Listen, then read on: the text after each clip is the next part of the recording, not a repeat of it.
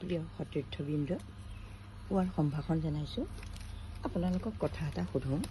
আপোনালোকে বাৰু কেতিয়াবা আকাশবাণী ডিব্ৰুগড় বা আকাশবাণী গুৱাহাটীৰ কৃষি বিভাগৰ কথিকা শুনিছেনে? মই এসময়ত শুনিছিলোঁ মানে এই যে কলপুলি যেতিয়া গজাৰ পাছত চাওক, এইটো এটা কলপুলি গুৰিৰ পৰা গজিছে আৰু এইটো এটা কলপুলি গুৰিৰ পৰা গজিছে।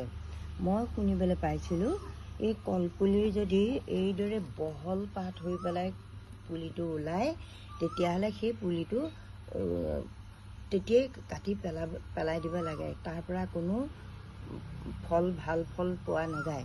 আৰু এইদৰে যিটো দুপতীয়া হৈ এইদৰে চিৰিল নিচিনাকৈ সৰু কৰি পেলাই লিহিৰি পতীয়া নিচিনাকৈ ওলায়, তেনেকুৱা কলপুলিটো ৰাখি থ'ব লাগে।